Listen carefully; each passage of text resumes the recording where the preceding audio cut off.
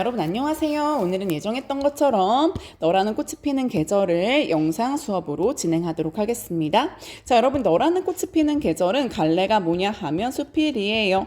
선생님 수필 너무 친숙해요. 그치 여러분. 우리 수필은 1학기 때 그 비닐우산도 배웠었고요. 그리고 1학기 때 수필 쓰기라고 하는 수행평가도 진행을 했기 때문에 여러분들이 어렵지 않게 접근을 할 수 있을 것 같아요. 자, 수필은 여러분 글쓴이, 여기 김난도라고 하는 이 글의 글쓴이가 직접 경험한 바를 바탕으로 자신의 생각을 교훈을 담아서 전달하고 있을 거라는 거죠. 같이 바로 시작하겠습니다. 자, 처음부터 바로 밑줄 치고 시작하겠습니다. 대학에서 교수 생활을 하는 즐거움 중 하나는 사시사철 변모하는 교정의 아름다움을 온몸으로 느낄 수 있다는 것이다. 여러분, 우리는 김남도라고 하는 작가, 글쓴이의 직업을 추측할 수 있겠다. 여러분, 김남도라고 하는 사람은 대학 교수구나. 졸업한 친구들이 오랜만에 학교를 찾아오면 하나같이 뭐라고 말을 한대요? 선생님 학교 다닐 때는 몰랐는데 교정이 정말 아름다워요. 이렇게 말한대요. 근데 여러분 안 그럴 것 같죠? 여러분도 지금 영광 다닐 때 막 너무 예쁘다 우리 학교 이런 생각은 안 들죠? 근데 여러분 졸업하고 오면 되게 예뻐 보일걸? 정말이야. 그 다음 가겠습니다. 대리석과 유리로 외피를 두른 멋진 건물도 주지 못하는 매력이 이 자연에는 있다라는 거죠. 여러분 대리석과 유리로 외피를 두른 멋진 건물이라고 하는 것은 인위적인 거지. 인위적인 건데 자연은 인위적이진 않지만 더 매력적일 수 있다라는 말을 하고 있습니다. 내가 몸담은 학교는 예전에 골프장이었던 산기슭에 있어서 조경이 무척 잘 되어 있다. 특히 철마다 꽃들이 차례로 피어나서 자태를 뽐낸다. 자, 그래서 여러분 지금부터는 철마다 피는 꽃들을 나열을 할 거예요. 자, 그러면 철마다 피는 꽃들이 차례로 어떤 식으로 나열이 되어 있는지 볼까요? 입학식쯤, 중간고사쯤, 그 다음에 5월, 5월은 앞에 나왔으니까 그 다음에 또 뒤에 가면은 방학, 여름방학, 그 다음에 또 2학기, 그 다음에 2학기 다음에 겨울이라는 말은 없지만 저 남쪽에 국화마저 지고 나면 학교마당에 여기는 이제 국화마저 지고 나면 요게 겨울로 볼 수 있어요. 자, 그래서 여러분들 지금 보니까 개와 시기, 계절에 따른 꽃을 나열을 할 거예요. 자, 어떤 꽃들이 나와 있는지 한번 보세요. 자, 중간고사쯤에는 여기가 아니구나. 아직 바람이 차가운 입학식쯤에는 매화, 그 다음에 또 개나리, 그리고 진달래, 목련인데요. 특히 여러분 입학식이 제일 먼저 있잖아요. 이때 매화가 핀다라는 점에서 매화가 이 중에서도 가장 일찍 피는 꽃이구나 라는 것을 우리는 알 수 있을 것 같아요. 그리고 개강하고 꽃보다 아름다운 신입생들이 건물의 위치를 묻고 다닐 때는 건물의 위치를 왜 묻겠어? 아직 지리를 잘 모르니까 입학한 지 얼마 안 돼서. 여러분들은 어때요? 처음만 해도 막 식당 가는 길, 예배당 가는 길 되게 낯설었는데 이제는 다 지리를 알고 있지 않나요? 그래서 신입생들이 건물의 위치를 묻고 다닐 때는 개나리, 진달래, 목련 이런 애들이 핀다라는 거죠. 중간고사쯤에는 누가 핀대요? 벚꽃이 핀대요. 너무 예쁘지? 꽃빛 뿌리면서 단번에 쓰러지는 도성화 뒷길의 벚꽃. 이거는 한창 시험 준비로 바쁜 학생들의 마음을 심란하게 한대요. 공부해야 되는데 막 밖에서 꽃비가 내려. 그럼 여러분 당장이라도 뛰어나가고 싶겠죠. 자, 그 다음에 찾아오는 계절 5월. 5월은 누구? 장미. 마치 여러분 이 장미를 보면은 성년의 날이 5월 17일인가? 언제지 얘들아? 하도 오래전이라서 기억이 안 난다. 성년의 날이면 꽃바구니 막 받잖아. 선생님도 막 꽃 되게 많이 받았던 기억이 나기는 하는데 그때 마치 강의실 바닥에 장미꽃이 피어있는 듯하다. 꽃바구니가 지천이기 때문에 라고 해서 지금 그 모습을 비유적으로 표현을 하고 있습니다. 5월에는 또 어버이날, 스승의 날도 있으니까 장미뿐만 아니라 카네이션도 있다라는 이야기를 하고 있어요. 자, 일단 여러분들 쪽날개 먼저 같이 가겠습니다. 자, 글쓴이의 경험, 가치관에 초점을 맞춰서 이 글을 읽어보자라고 말을 했는데, 자, 글쓴이는 어떤 경험을 가지고 있냐 하면 대학에서 학생들을 가르치는 교수, 이 역할, 이런 경험을 하고 있는 사람이에요. 자, 그러니까 누가 되게 많이 자기랑 이야기를 나누겠어? 그치, 제자들. 대학의 제자들이라면 여러분 20대 청년들이 되겠죠. 그쵸? 뭔가 이런 젊은이들이 될 거 아니야? 이런 젊은이들한테 막 이야기를 많이 하다 보니까 얘네들이 왜 이렇게 쉽게 절망하고 빨리 왜 성공하지 못해서 안달하고 막 이렇게 속상해하고 있지? 이런 생각이 들어서 와, 내가 얘네들한테 좀 격려를 해주고 싶다. 용기를 주고 싶다. 라고 생각해서 이 글을 썼다고 해요. 그래서 니네 좀 여유 있게 좀 노력하면 너네만의 전성기는 꼭 올 거야. 그런 믿음을 가지고 좀 살아. 이런 얘기를 해주는 것 같아요. 자, 그 다음. 글쓴이가 교정에 핀 여러 가지 꽃 이야기로 글을 시작하고 있잖아. 자, 여러분, 이 꽃이라고 하는 거, 여러분 살면서 꽃을 한 번도 못 본 사람 있나? 없지. 다시 말하면 여러분 이 꽃이라고 하는 소재는요, 사람들한테 굉장히 친숙한 소재라는 거죠. 그리고 여러분 우리는 알고 있어. 모든 꽃은 봄에 다 펴. 라는 것이 아니라 모든 뭐 봄에 피는 꽃도 있고 여름에 피는 꽃도 있고 뭐 겨울에 피는 꽃도 있어. 그리고 그 매력도 다 있어. 라는 것을 여러분 독자들이 너무 잘 알고 있어요. 그렇죠? 독자들이 친숙한 소재고 독자들이 꽃의 특성에 대해서 잘 알고 있기 때문에 여러분 여기서 글쓴이는요 지금부터 이런 꽃의 생태와 인간의 삶을 연결 지을 거예요. 그러면 여러분 우리는 이미 잘 알고 있는 꽃의 생태를 통해서 인간을 이해할 수가 있게 되겠죠. 왜 이렇게 했냐 하면 이렇게 하면 어떤 효과가 있냐면 두 가지를 잡아 드릴 건데 첫 번째는요 여러분들 독자들이 쉽게 공감할 수 있대요. 친숙한 소재니까. 그 다음에 친숙한 소재니까 또 주제를 더 쉽게 전달할 수 있다라는 그런 장점이 있겠다. 그렇죠? 정리하세요.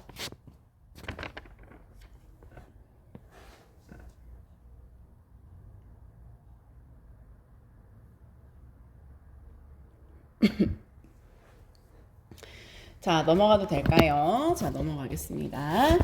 자, 그 다음에 이제 방학이 시작됐죠? 자, 방학이 시작되면 이번에는 무슨 꽃들이 보인다고 해요, 여러분들? 맞아요. 나팔꽃 보이고 해바라기 이런 여름꽃들이 보인다라고 이야기를 하고 있어요. 자, 그리고 이제 2학기가 시작이 됐습니다. 2학기 개강하고 그치, 지금인 거지?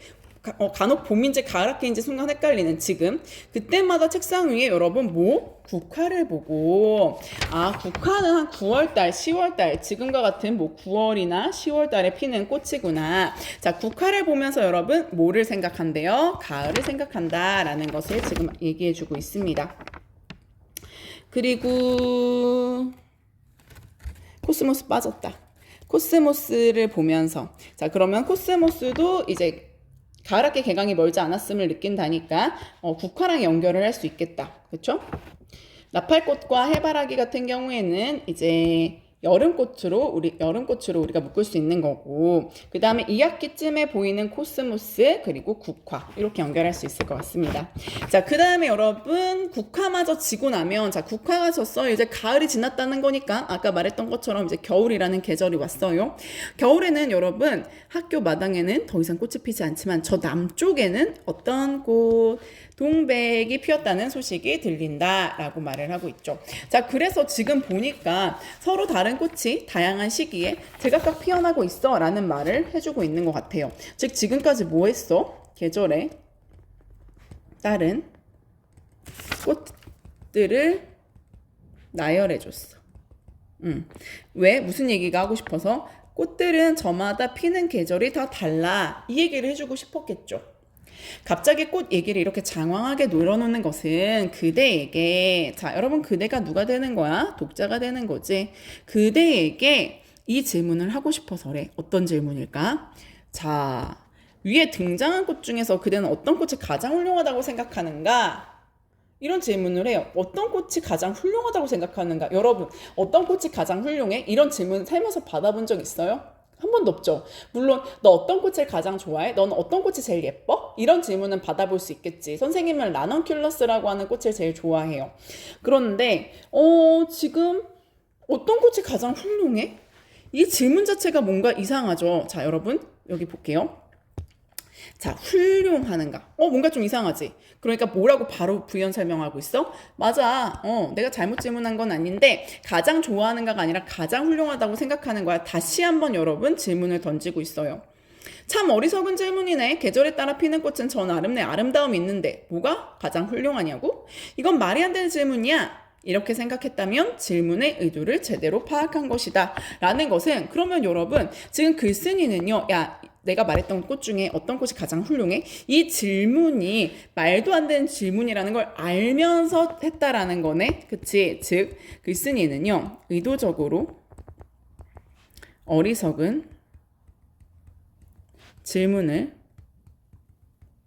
던졌네. 그치? 그러면서 가장 좋아하는가가 아니라 가장 훌륭하다고 생각하는가. 여러분 좋아하다와 훌륭하다의 차이점이 뭔지 알아요? 자, 여러분 좋아하는가와 훌륭하다의 차이 여기서 정리를 해줄게요. 일단 좋아하다를 여러분 사전에 찾아보면 자신의 마음에 들어 좋은 느낌을 가지다 라는 뜻이에요. 다시 말하면 좋아해 라고 하는 거는요. 주관적인 개인이 가지고 있는 주관적인 감정이에요. 그쵸? 그런데 여러분 훌륭하다는요. 나무랄 데가 없다. 칭찬할 만하다. 이런 뜻으로 나오거든요. 훌륭하다라는 것은요. 여러분 객관적인 평가의 척도예요. 그래서 너는 어떤 꽃 가장 좋아해? 라는 것은 상대의 주관적인 감정에 대해서 질문을 하는 거지만 어떤 꽃이 가장 훌륭하다고 생각해? 라는 것은 객관적인 평가를 물어본다라는 거죠. 그래서 가장 좋아하는가가 아니라 가장 훌륭하다고 생각하는가다. 자, 그래서 요 아래 가도록 하겠습니다. 자, 이렇게 생각했다면 질문의 의도를 제대로 파악한 것이다. 가장 훌륭한 꽃은 없다. 가장 훌륭한 꽃은 없다. 자, 여러분 지금 자기가 질문을 했죠. 아까 뭐라고 질문했어? 어떤 꽃이 가장 훌륭하다고 생각해? 질문하고 자기가 질문하고 가장 훌륭한 꽃은 없어. 자기가 대답하고 있어요. 여러분 이거 뭐로 볼 수 있어요? 맞아요. 자문자답.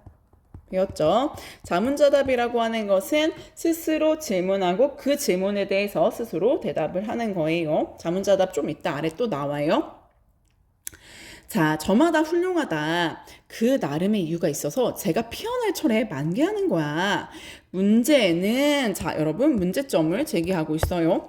꽃에 대해서는 그렇게 유연하게 사고할 수 있으면서 이게 무슨 뜻이야? 꽃한테는 되게 유연하고 되게 열린 마음으로 사고할 수 있잖아. 꽃에 대해서는 우열을 가리지가 않잖아. 제가 더 훌륭해? 이 꽃이 훌륭해? 저 꽃이 더 훌륭해? 이렇게 얘기 안 하잖아. 이런 거예요. 즉, 꽃에 대해서는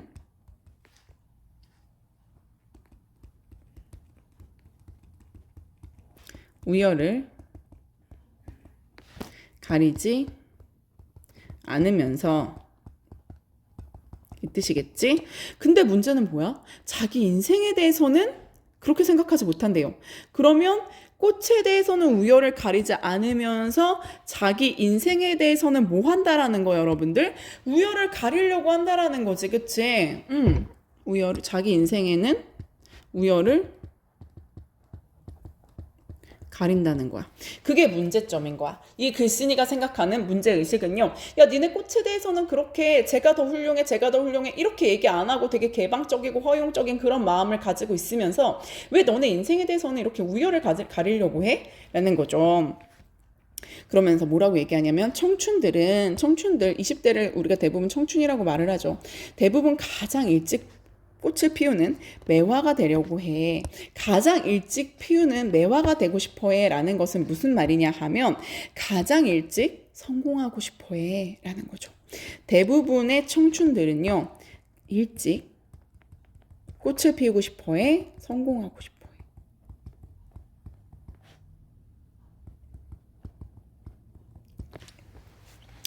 자, 인생에 관한 한 우리는 지독한 근시야. 코앞밖에 보지 못하니까. 그래서 늦가을 아름다운 고운 빛을 선사하는 국화는 되려고 하지 않고 자, 여러분들 국화 동그라미 다른 꽃들은 틔우지 못한 초봄에 향기를 뽐내는 매화가 되려고만 한다. 자, 아까 매화는 뭐라 그랬어요, 여러분들? 가장 일찍 피는 꽃, 가장 일찍 성공하는 삶. 즉, 여러분, 매화는요. 지금 국화하고 매화는 얘들아, 둘 다 지금 비유법으로 볼 수 있잖아. 그치? 우리가 매화가 되려고 한다라고 했을 때 매화 꽃이 되고 싶어 하는 건 아니고 어떤 거라 그랬지, 방금? 맞아. 일찍 성공한 사람이 되고 싶어 해. 근데 얘들아, 국화는 언제였지? 9월, 10월쯤 피어서 가을을 알리는 꽃이었잖아. 그치? 늦가을 아름다운 고운빛을 선사하는 국화는 그런 매화랑은 다른 존재네. 어떤 존재야? 늦은 존재야. 근데 얘들아, 중요한 게 뭐냐면 늦었어. 근데 그렇다고 꽃 안 폈어? 아니잖아. 아름다운 고운빛까지 선사하잖아. 늦었지만 꽃을 피우고 그 꽃이 심지어 되게 아름답다라는 거지. 그래서 늦었지만 성공한 사람으로 해석하면 될 것 같아요. 됐나요?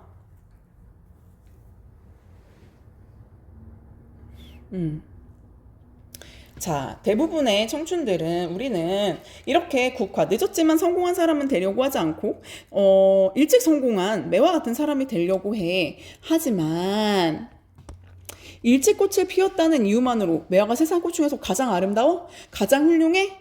여러분 이거 몰라서 물어보는 거 아니죠, 그쵸? 그래서 여러분 이거 우리 서리적 표현으로 잡고 갈게요. 가장 아름다워? 아니. 가장 훌륭해? 아니. 여러분 몰라서 물어보는 거 아니고 강조하고 싶어서 물어본 거니까 서리적 표현 잡고 가겠습니다. 자, 그렇지 않다. 여러분 지금 봐봐. 그렇지 않다. 매화 꽃잎이 다 지고 난 5월에 만개하는 장미는 어느 꽃보다 화려한 자태를 자랑해. 하지만 장미가 마음이 급해 3월에 피고자 한다면 어떻게 될까? 아마 살아남기 어려울 거야. 라고 하면서 여러분 또 스스로 물어보고 스스로 대답하고 있어요.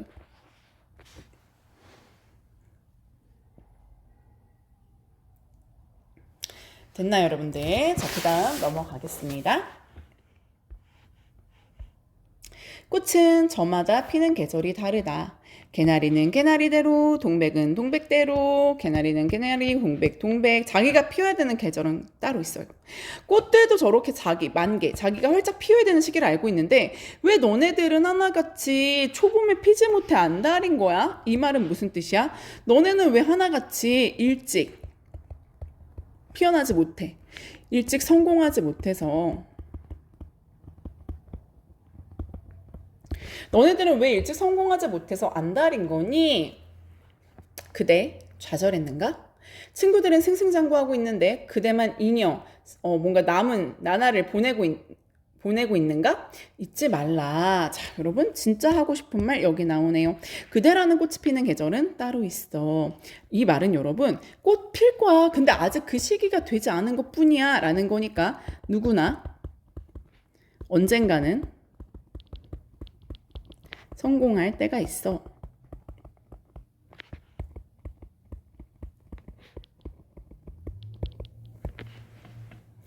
아직 그때가 되지 않았을 뿐이야. 그러니까 그대 언젠가는 꽃을 피울 거야. 다소 늦더라도 그대의 계절이 오면 어느 꽃 못지않은 화려한 기계를 뽐내게 될 것이다. 그러므로 고개를 들라. 그대의 계절을 준비하라. 자, 그러므로 고개를 들라. 여러분, 들라. 무슨 영어미? 명령영어미. 그대의 계절을 준비하라. 무슨 영어미? 명령영어미. 자, 여러분 지금 핑크색으로 밑줄 친 부분은요. 명령형어미를 사용하고 있어요. 명령어미를 사용하면 얻을 수 있는 효과가 굉장히 단호한, 강한 그런 어조가 느껴지죠. 그래서 자신의 주장을 굉장히 단호하고 강한 어조로 전달하는 효과를 잡을 수 있다는 거죠. 정리하겠습니다.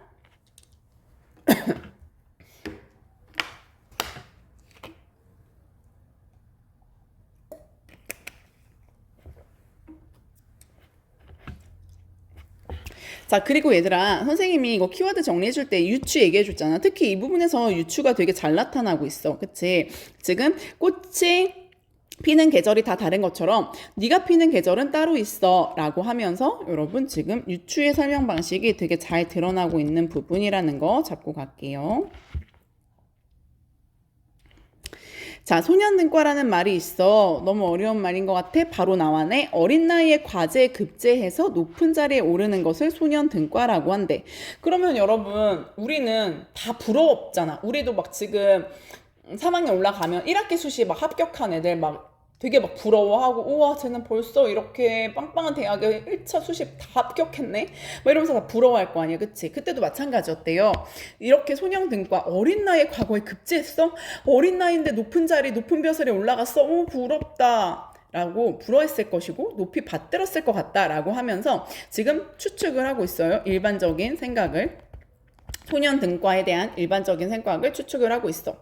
그런데 그렇지 않다고 한다. 오히려 옛사람들은 인간의 세 가지 불행 중 첫 번째로 소년등과를 꼽았대. 왜 그러지? 소년등과 일불행, 소년등과 부득호사, 어려운 말, 격언. 자, 격언을 지금 그대로 인용을 하고 있어요. 자, 소년등과 일불행 무슨 뜻이래요, 여러분들? 소년등과 하면 불행이 크대. 소년등과 부득호사 이 뜻은 뭐래요? 소년등과 사람은 좋게 죽은 사람이 없다. 이쯤 되면 거의 저주 아니야, 얘들아? 자, 근데 여러분 지금 이 말을 하고 있잖아. 지금 소년등과 일불행과 그 다음에 소년등과 부득호사의 뜻까지 설명해 준 이유는 뭐냐면 이제 이 뒤에 보면은 야 소년등과 하면 불행이 크대, 소년등과 하면 그 사람 치고 좋게 죽은 사람이 없대, 뒤에 보면 일찍 출세하는 거 부러워할 필요 없어 이런 말을 할 거거든. 이게 바로 근거가 되는 거죠. 일찍 출세하는 것을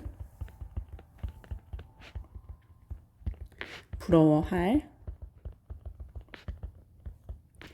필요가 없음을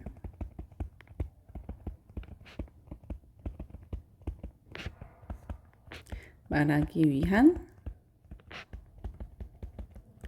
근거가 되겠다.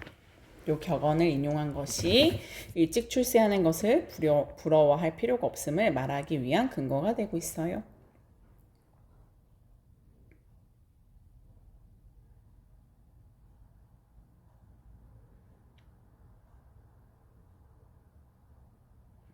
자, 됐나요? 자, 이상하지 않은가? 일찍 출생하는 것이 인간의 세 가지 불행 중 하나라니 말이다.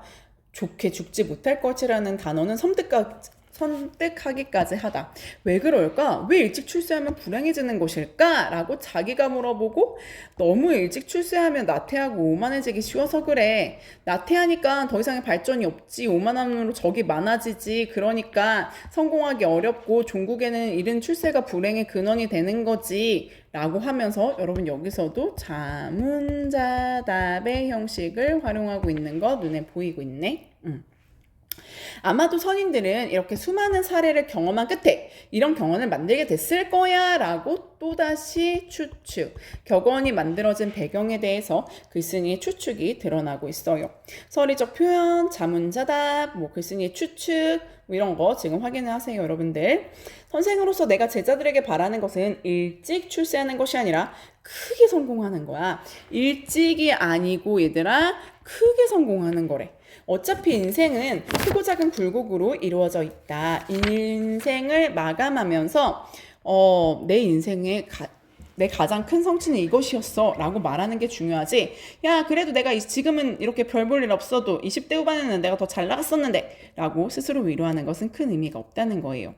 그런데도 불구하고 많은 청춘들이 소년등과를 부러워하고, 소년등과 아까 뭐라 그랬어요 여러분들? 어린 나이에 과거에 급제해서 높은 자리에 오르는 것을 부러워하고 잠정적인 실패에 좌절하고 잠깐의 뒤처짐에 열등감을 느낀다라는 거죠. 여러분들도 그러실 필요 없어요. 여러분 지금 내가 성적이 많이 높지 않다고 해서 1등급, 올 1등급 나오는 애를 막 부러워하면서 나는 좌절해, 나는 어떡하지? 막 이러면서 열등감 느낄 필요 없다라는 거죠.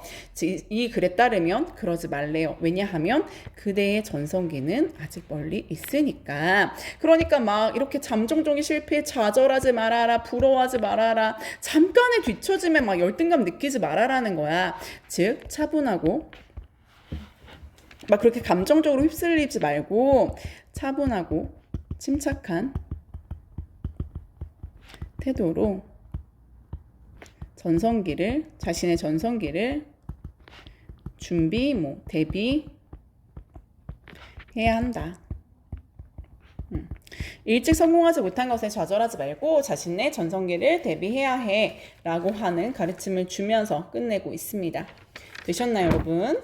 자, 되게 쉽죠? 비닐우산보다 더 쉬운 느낌인데, 그리고 이거 읽으면 뭔가 되게 마음이 따뜻해지지 않아? 뭔가 위로받는 그런 기분이 들더라고요. 주제 정리하고 수업 마치겠습니다. 자, 주제는 좌절하지 마. 너의 전성기 있어. 아직 오지 않았을 뿐이야. 그러니까 준비해. 요거 아니겠어? 정리하자. 일찍 성공하지 못한 것에 대해서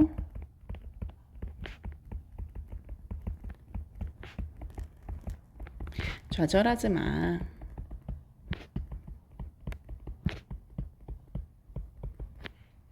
자신의 전성기를 대비하라